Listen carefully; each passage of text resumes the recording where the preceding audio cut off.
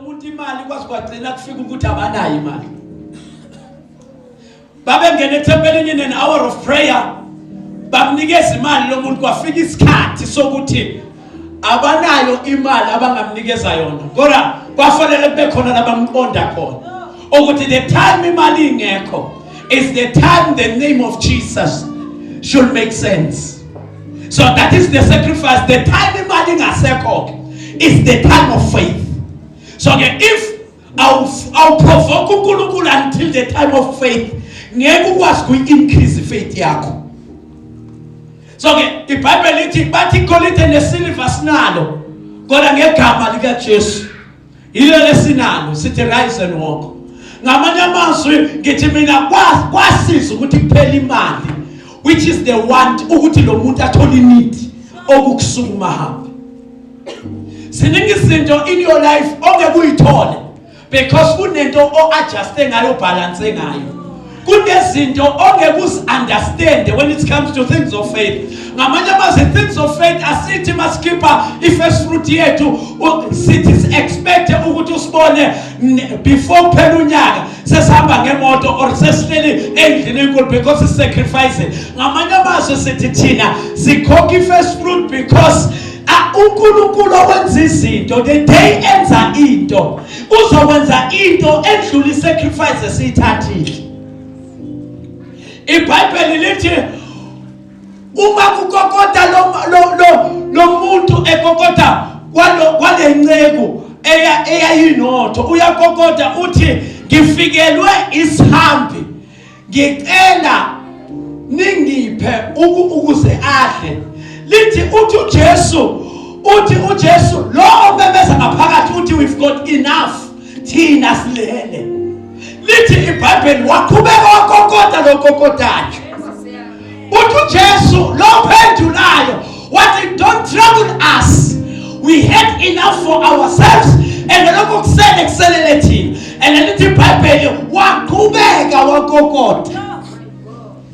Lithi iBhayibheli no matter why the kids are cool phakathi, but because of the consistency of the one that was knocking.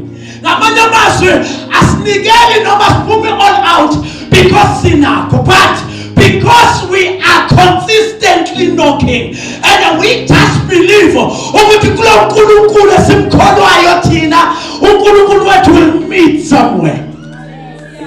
Because it is not all about what we are doing for anyone else.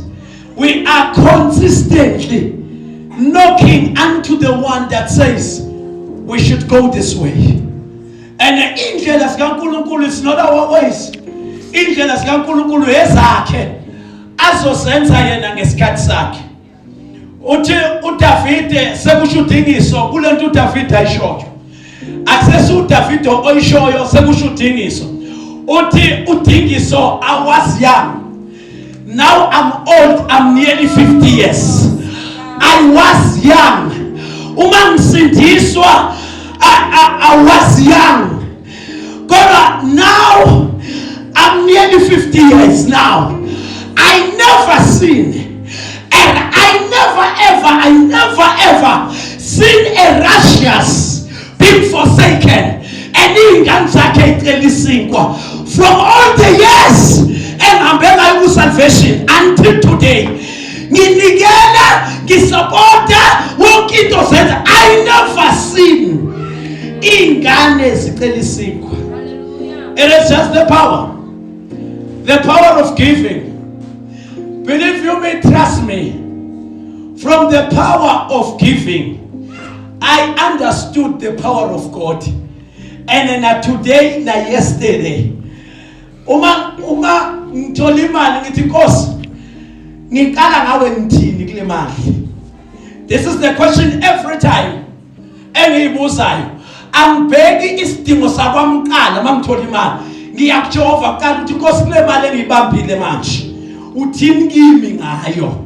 So uNkulunkulu uzovele asho ukuthi yenza lokhu ngaleyo mali manje ngizophuma ngenze lento uNkulunkulu ayishoyo ngoba ithemba lami lilapho nempilo yami lapho. So ngamanye amasi if umuntu eba nemali ecabanga ukuthi kungena isama and efana ngenyangeni yami ngiyobethela ngihleli izinto kwami in time. So kukanjalo ke nami ngithola imali fanele ngibheke inyanga yami yokuphila kwami. La impilo yami ikhona ngibuze yena ukuthi isiphi isimo obona ukuthi asikho balance in your house noma in the life yokukhona uJehova uzothi yenza lokho. Then I'm doing that. The priority kimi ukumkhona uNkulunkulu, because every verse eBhayibhelini it speak more about giving better than anything else. Yonke into uJesu akhuluma ngayo usifundise ngokunikela better than anything else.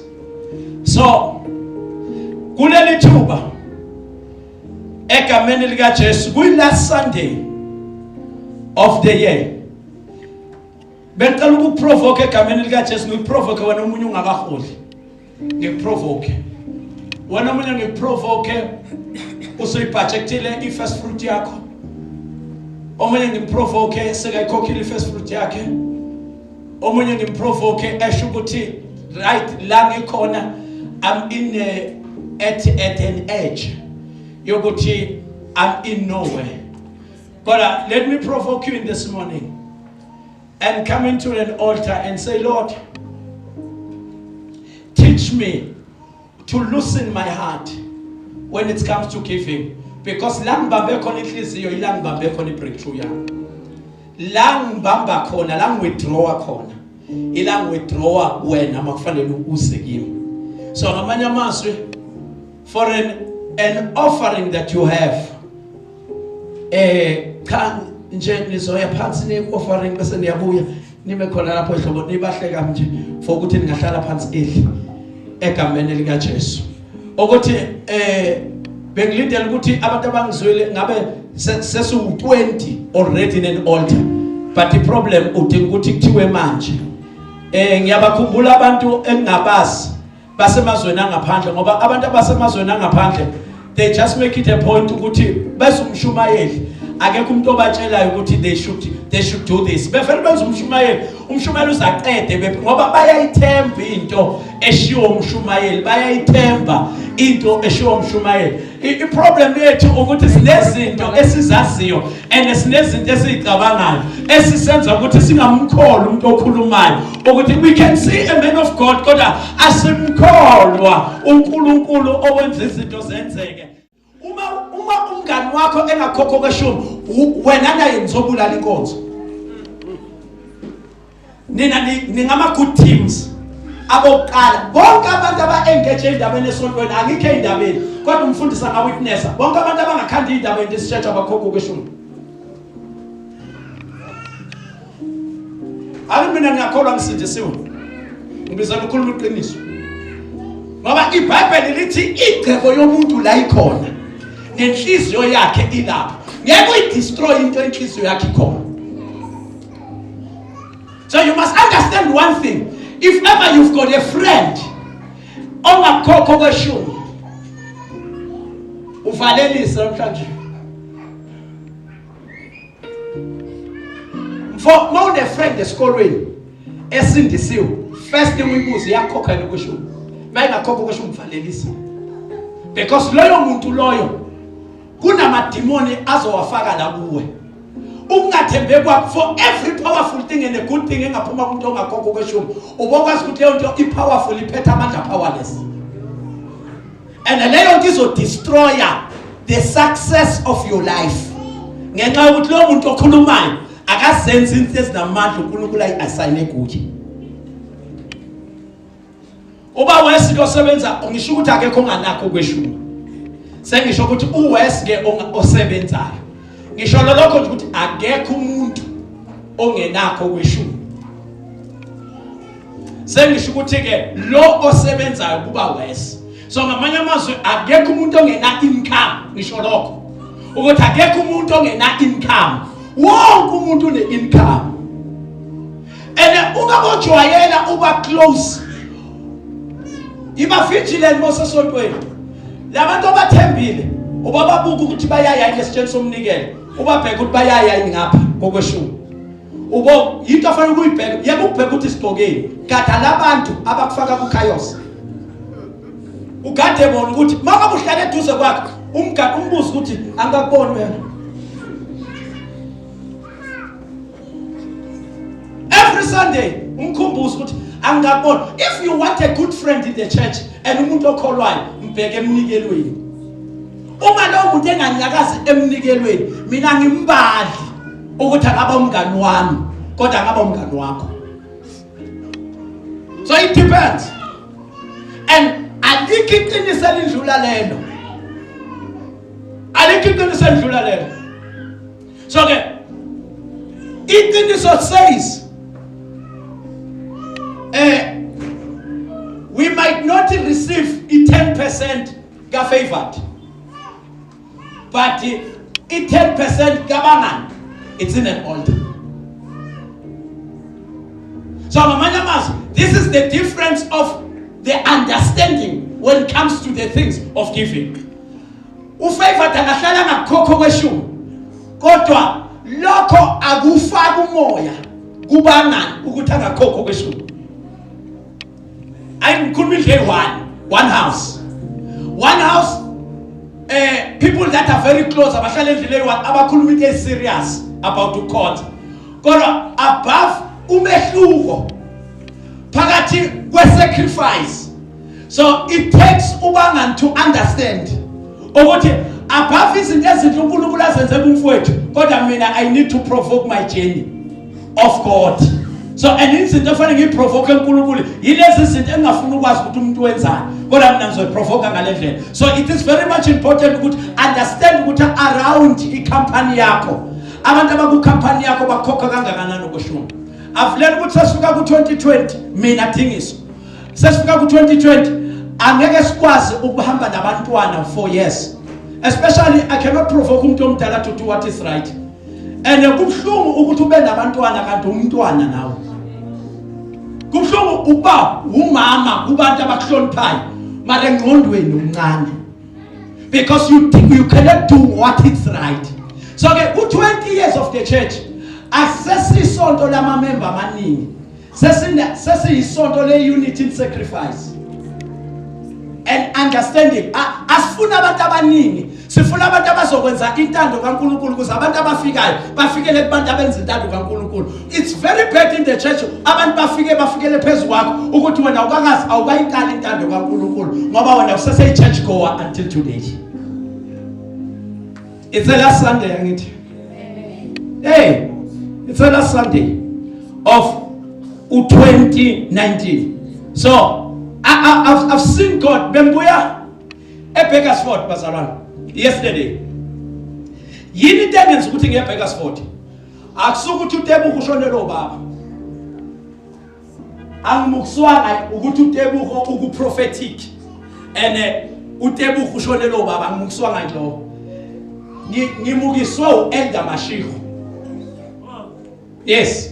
Umuntu ongimukise eBakersford i-sacrifice ka-Elder Mashigo ukuthi since afika la enkonzweni akakasahlala ngakhokho kweshumi angayikhokhi i-first fruit and ukhokho kweshumi nomntanakhe i-first fruit kanye nomntanakhe. So ke kusukela kuthembeka kwakhe ngokhokho kweshumi ne-first fruit wasindiswa umfowabo uTebuko.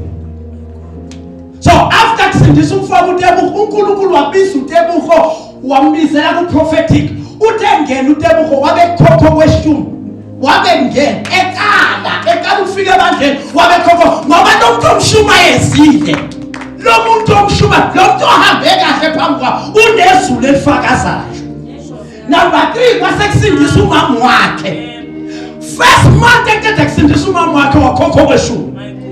So amanye amazwi 4 members in the family beshonelwe. So ke mina ngayela a seed lo waqala wafaka imbewu right.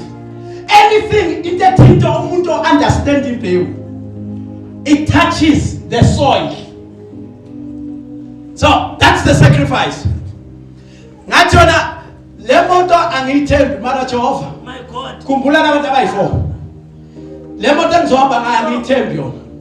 Kodwa Jehova i-sacrifice yalabantu fanele yenze sure ukuthi ngiyahamba ngiyabuya. And angizange ke sibe ne problem sahamba sabuya.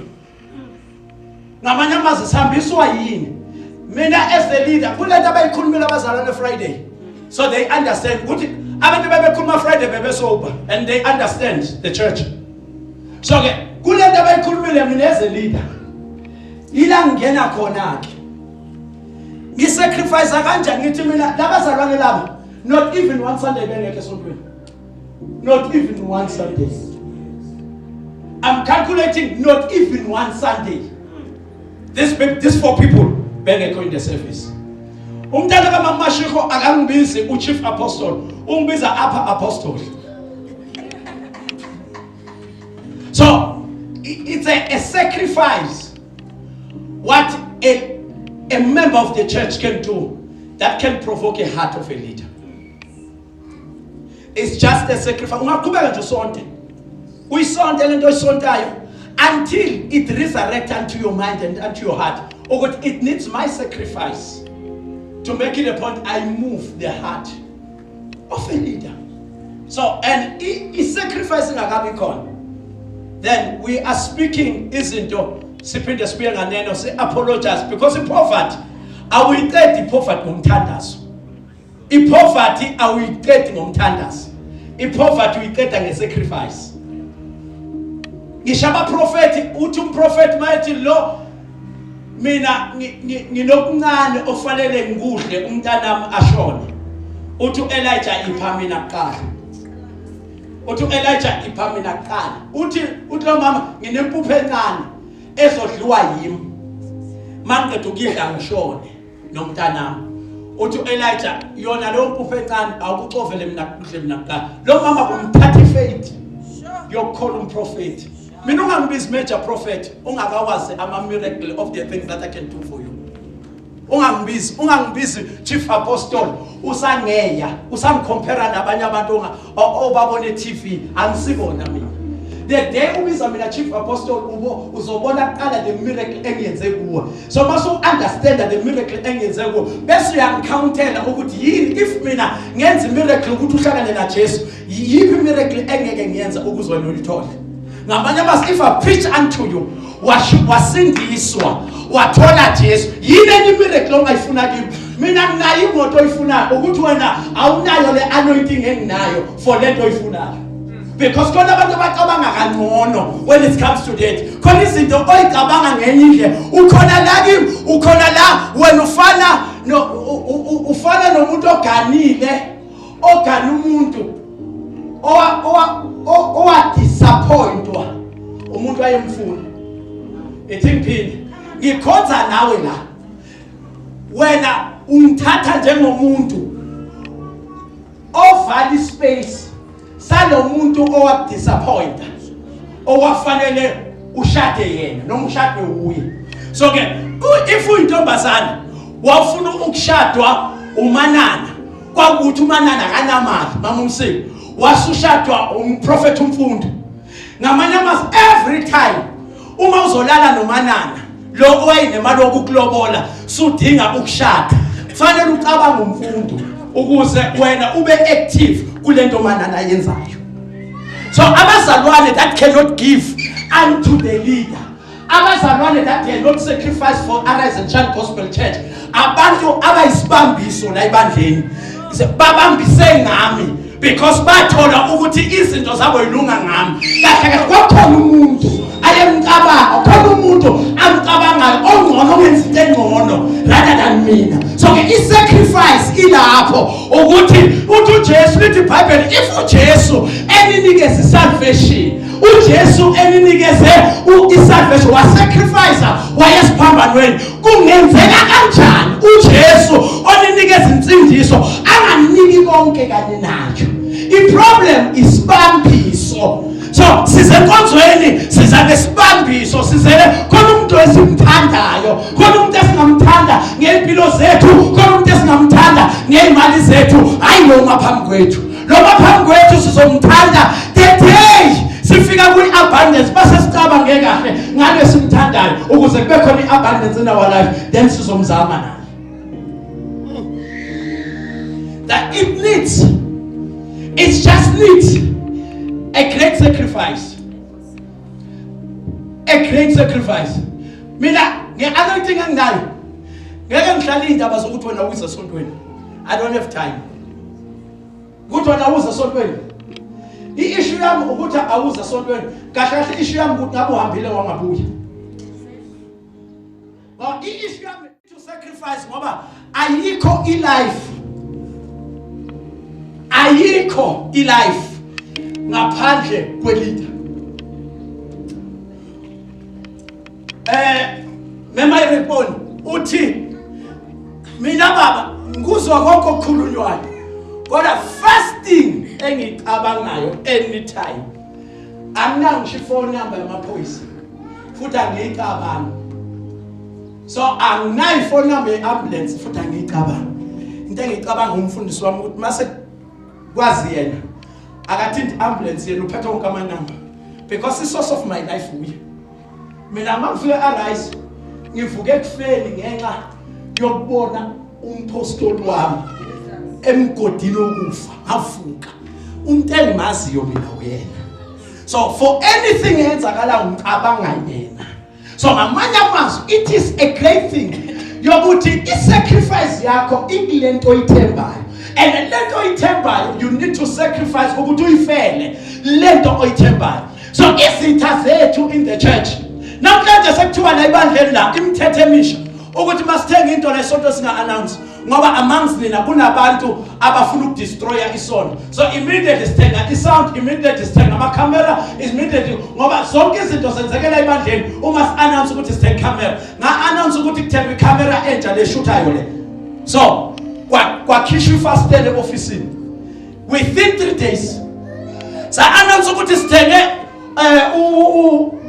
usisibuselethu unikele nge-M-Edge sathi seboxini bafika bagegeza within 4 days bakhipha i-M isaseboxini njalo baphula. They had all time ukuthi baphula vele ngehlale kungenzeki ngoba sikhonza nabantu esikhonza nabo siyibambiso of their breakthrough. Abathandi thina bathanda lezinto esizenze kubo and njalo basikhumbula babe full force in our church because sebeyakhumbula ukuthi manje sengisenkingeni manje sefanele ngize full force enkonzweni ngoba ngathi lento le yale anointing siyangiphela manje ake ngiyobuyela enkonzweni ngoba serious ke manje abe serious umzalwane once thina simnikeze lento ayifunayo once sacrifice lento ayifunayo then yena thina sasi-casual yena usethu formal ngezinye zezinto ayicabanga. I-life is full of something. I-life abasiyeke esontweni, you know we've got some things to do better. So sobuye not now mara sobuya because thina siyibambiso of the things bona bayi-understand the better in their life. Ngiyathandaza ukuthi uthole umfundisi ozomthanda and usacrifice kuye and ungasiwestela abantu ongazi ukuthi abathola kanjani ngoba kunabantu ozohlalela ukubabulala lesontweni awazi bafika kanjani. And i-problem yami ukuthi ngawe ukungathembeki kwabo kwenza ukuthi kufike wena ungathembekanga ngoba if usikholwa sonke ngaba akekho umuntu ohlebayo lesontweni ngoba akekho umuntu ozofika afikele umuntu ohlebayo because akekho umuntu ohlebayo. I-problem yokuthi kunabantu abahlebayo la enkonzweni abachitha inkonzo ukuthi kunabantu abangaphenduka abadala bakhona. So ke once sezwa uhleba nomuntu oqeda kufika enkonzweni ukuthi vele uyinhleba enkulu yena uconnect umoya wokuhleba kwakho so kuqhubeka abantu abahlebayo ngawe. Kanti ubeke waphenduka wena kwasindiswa wena wonke umuntu obefika noma ehleba ebezophenduka ngoba akekho umuntu weteam yakhe akekho umuntu ophethe umoya walento ayiphethe. So uya understand ukuthi ibandla abelikhulu kangakanani ukube wafika la enkonzweni wasindiswa waqeda wasindiswa ngempela wangajwayela wakhumbulika kade lakho wawunalo. Ngoba iproblem yethu ukuthi asikholwa siqhubeke nje ngendlela ukuthi kunabantu abavukelwa izinto zabo zakudala ngoba sebejwayele i-salvation. So the day abantu understand that the power of God and the things umuntu ayizele enkonzweni ngaba asinayo inkinga. Namhlanje asikwazi ukunitshela thina nina abazalwane ukuthi siya divorce emisini yethu ngoba nina nizelele lezo indaba ukuze nigcwalise emphakathini wonke. Kunama secret alesonto esingakwazi ukufakaza ngawo izinto eziheve kufanele sithwalisane ngazo umthwalo asikwazi ukunitshela ngoba nithembekanga nini anikholwa nimangathi niphuze ngathi amatiki mana nitheni yakholwa egameni kaJesu. Kunamantombazane that are heavy loaded ababathemba bomama ngoba lo mama ocacabanga ukuthi angamtshela le ndaba uye yena lo mama athi umthembile okwazi ukudestroy abantu. So that's a problem of the church. If ever we cannot understand the purpose esizele ekholweni, sizohlala sine pothole every day. Who can volunteer ukuthi mina ngimile ngibele Jesu and ngimile without anything? So ngamanye amazwi kunabantu that can abangafa empilweni bebulawa ukuthi abekho abantu abangaba entrusta ngezinto, because the time sithemba wena ngeke is the time sizoyizwa seyikhulunywa omunye umuntu obengeze enkonzweni for 3 weeks, mara lo muntu uzoyikhuluma leyo nto exactly ngale ndlela ngiye ngakuthemba ngayo ngeconfidentiality. I-problem ukuthi asikholwa size enkonzweni sasajwayela ukuthi siyasonta. So that is why ibusiso sikaNkulunkulu singafiki kithi ngendlela esi-expecte ngayo, because thina asimanga kuNkulunkulu ngayo yonke indlela. So ke the day sima kuNkulunkulu is the day uNkulunkulu ezoqala ukwenzeka izinto. Mina senginenkinga yokuthi nge-anointing okufanele ngabe sekwenzela izinto kuzo-explode mina, ngoba mina ngiphethe into zakhe serious, but wena ukho serious ngale zinto engiphethe. So ngamanye amazwi too much of fire so cause explosion. So abungithusi uthi ubuhlala ngibuza ukuthi yes baba nginenkinga umuntu ocommitted, so mina ngiphatha lonke ifile lawo umzalwane lonke ifile ngeke ngirobhe ngangiphathe mina number 1 ngeke ngiphathe ngikuzonde lokho kuyakwenzeka wena ubizelwe kimi. So angeke uNkulunkulu alethe umuntu kimi bese kukhanga ngikuzona. Yabona anyone oke washo ukuthi umpostoli mina ukuthi akangithandi uye ongazithandi for umpostoli, uye ongazithandi for umpostoli. Akekho umuntu ongabizelwa kuwe lithi izulu likwethembe ngomanana ufike nomanana ephelele kuNkulunkulu bese ngizonda umanana ngimfaka esikogweni mangifike ezulwini ngizothi uphi, ngoba lithi iBhayibheli mina ngizongena ijudgment kayijumu, ngisazongena ijudgment yakho kuqala umufe phambi kwami bese kuthiwa lo sasimphathise lokho wenzani, lo sasimnikeze lokho wenzani. So akekho umuntu ongena ku leadership la inkonzweni ngoba efavor with anything.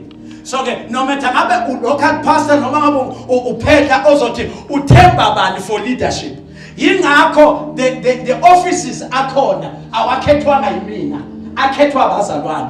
Sifone se-office safonela ubani ukuthi sizoshintsha i-office endaweni ethize nendaweni ethi uthi ubani angene lapho kwaba abazalwane. A new office ekhona ayikhethwanga yithina abazalwane amangizina esibafoneleni ne-office ukuthi nina nithi kule department ukuze iqhubeke kungene bani kwaba abazalwane abashoyo ukuthi baba sithemba umuntu oso. I remember three members of the church, but baba give us 3 days siyeza nempendulo.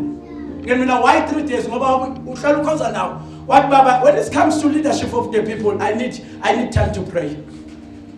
Ngoba uNkulunkulu sengithembile ukuthi mina ngikhethe umuntu. Baba nginikeze space. Let me pray for that. So, ngamanye amazwi what I'm saying unto you, ukuthi as long as you lead umuntu ongamethembi for the greatest anointing to change your life, you need to change the church. I repeat, if uphethe umuntu ongamethembi for the breakthrough of your life, it is very much important, change the church. So get umuntu ozomethemba for your life yakho. Ngoba mina ngithwele izinto zabantu abangethembayo and abantu abaphethe sacrifice of my life ngiphethe bona. So and njengoba ngiphethe leyo nto akekho umuntu ongakhonza nama hlupheke, akekho umuntu ongakhonza nama angasebenzi, akekho umuntu ongakhonza. But the problem ngiphethe i-profile yokuthi iBhayibheli lithi ku Deuteronomy chapter number 28 uma ulilalela izwi likaNkulunkulu ugcina konke akushoyo nakho azokwenza. Uverse number 13-14 bese lithi uma ungalilaleli izwi likaNkulunkulu ungayigcini imiyalelo nayo into ezokwenzeka kuwe. Ngiphethe ukuthi the blessings of the Lord are true but conditional. The blessings of the Lord are true but conditional. So ngithandazela kanjani ungekho la uNkulunkulu afuna khona? Ungaba khona uNkulunkulu akufuna khona, ngithandazela kanjani ungasacrifice for the things of the Lord? Mina ngifika kanjani kuNkulunkulu ungakaze ufike ngomthandazo bese ngikhuluma ngawo kuNkulunkulu ku world of the spirit ungaziwe. Ngifika kanjani? So ke uma kuzophela unyaka, make it a point. You unpoint yourself and you commit yourself for the things of the Lord. Necessary, right? Right. Umprofeti Mfundo was mfundisi uNdlovu. Was a junior. Cela ngibela.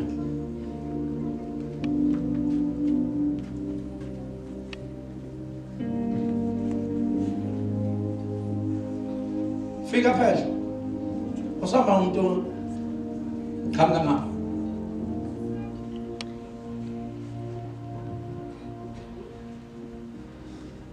Ukumseva kahle kwalo.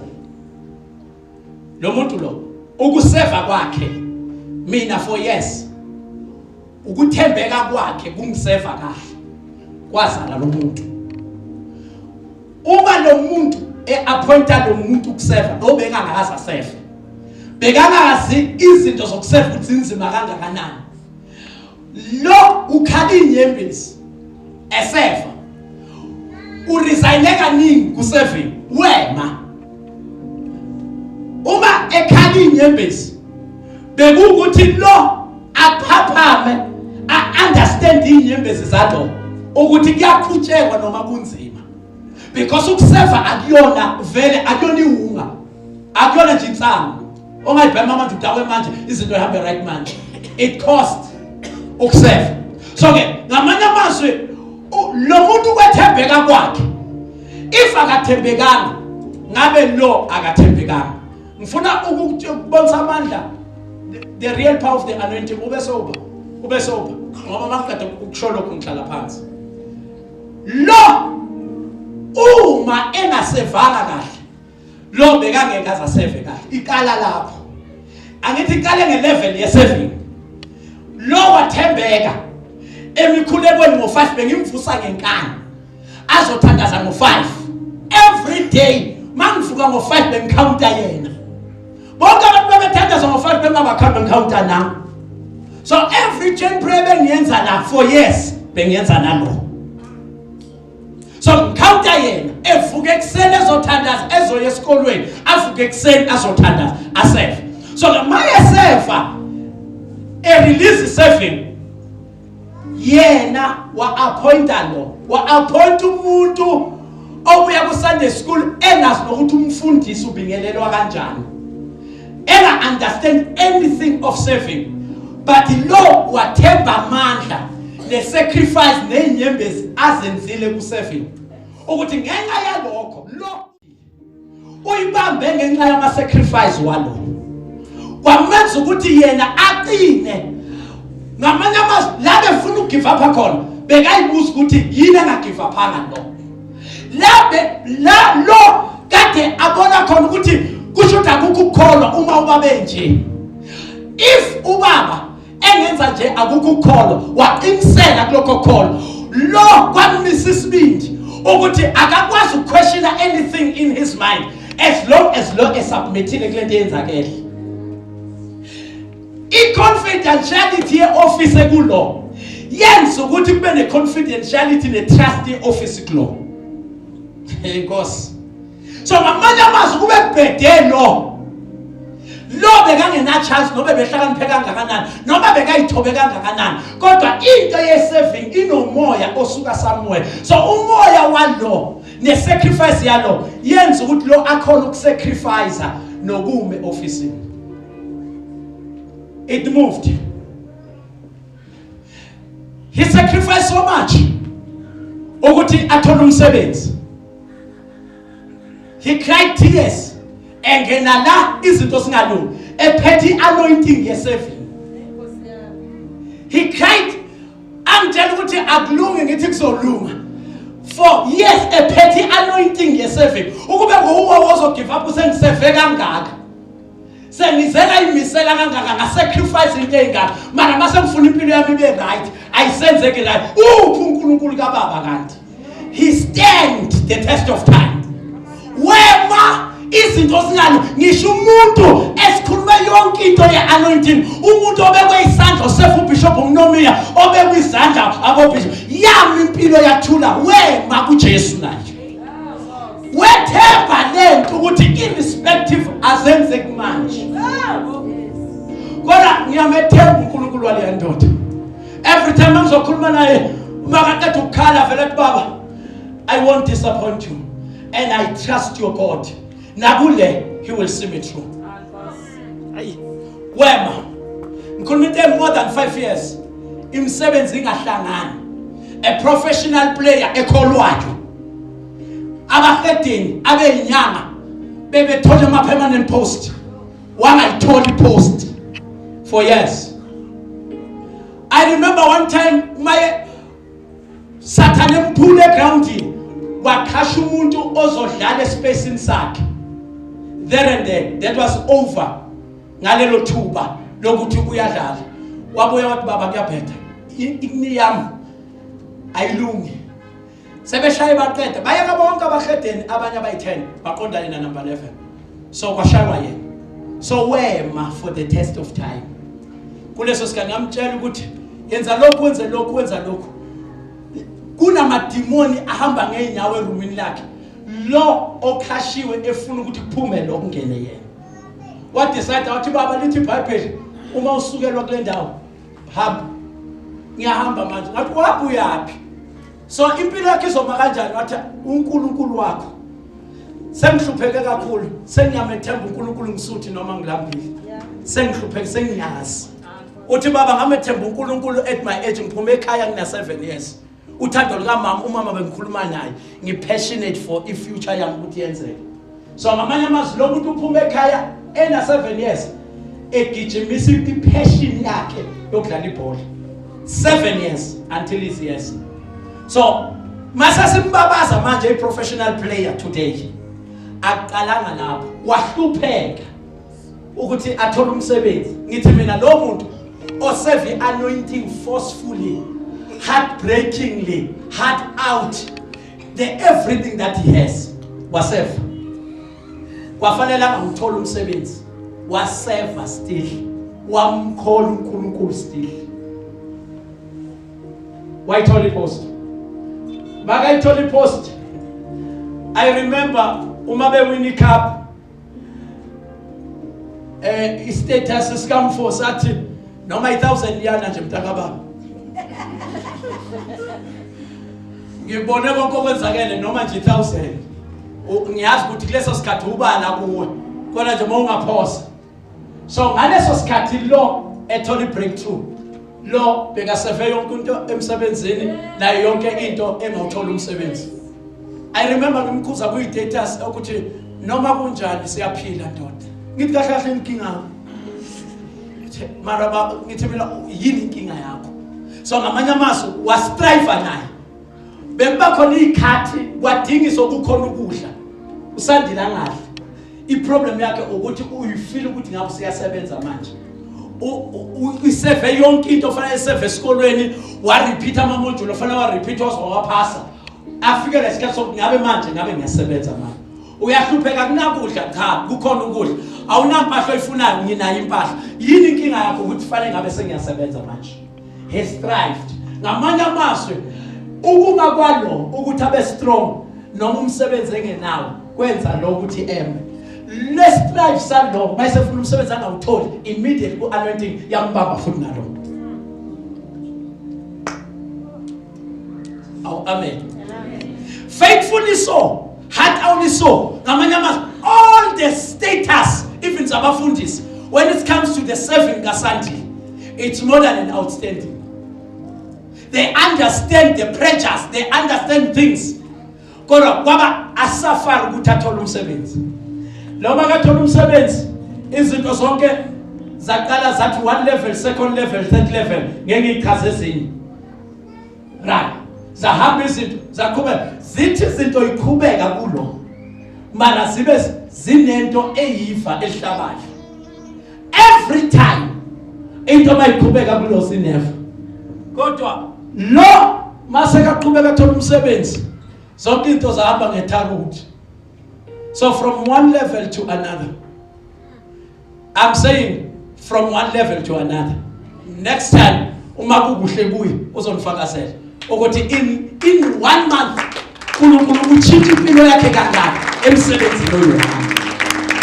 Kama manje mazubunzima balomuntu X7 benza ukuthi empilweni lo abe right ngokubekezela nangokuseva kwakhe.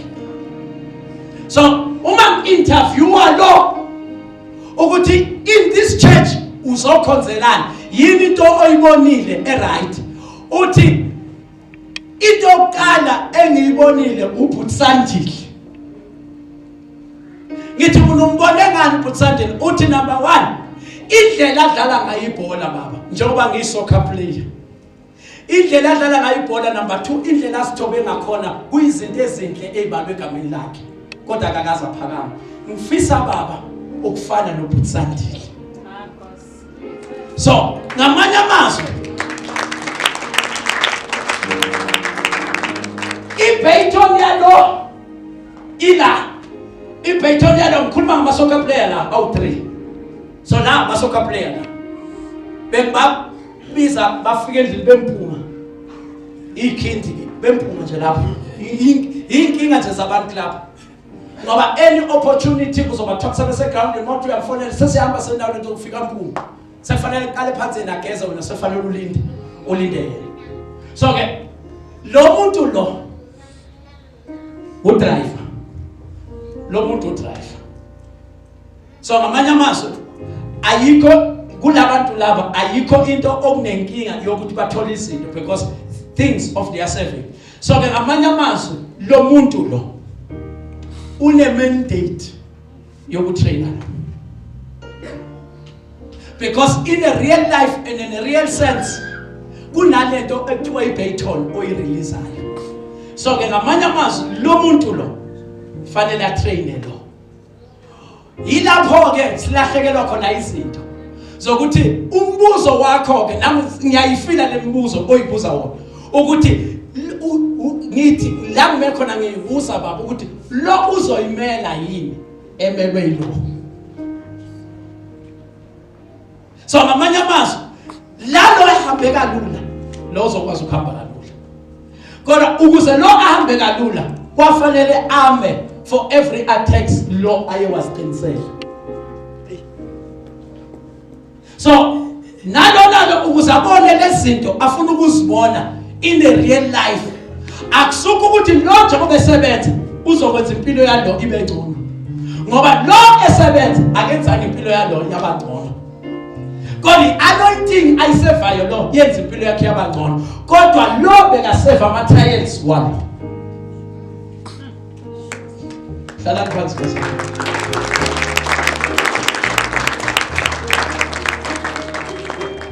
asivaleni if bonga kangithephi uzilayile 1 Corinthians chapter number 4 no 2 Corinthians sorry 2 Corinthians chapter number 4 verse 1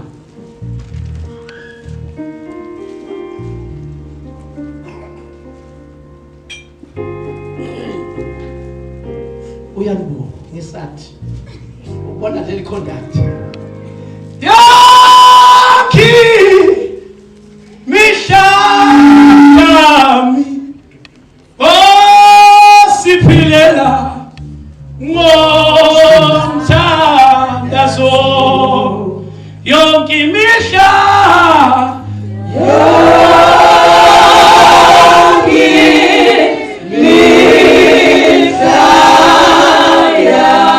powerful day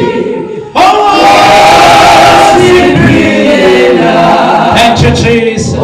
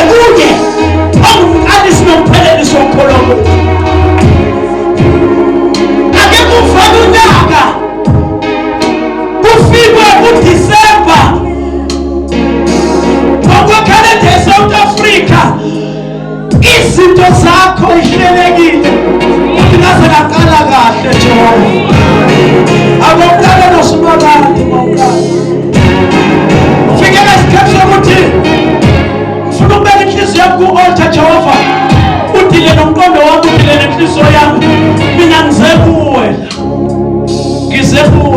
I want to tell you and affirm and assure you that if you can do that for yourself, greater things will come up to your life. Thank you, Jesus. Thank you, Jesus. Thank you, faith.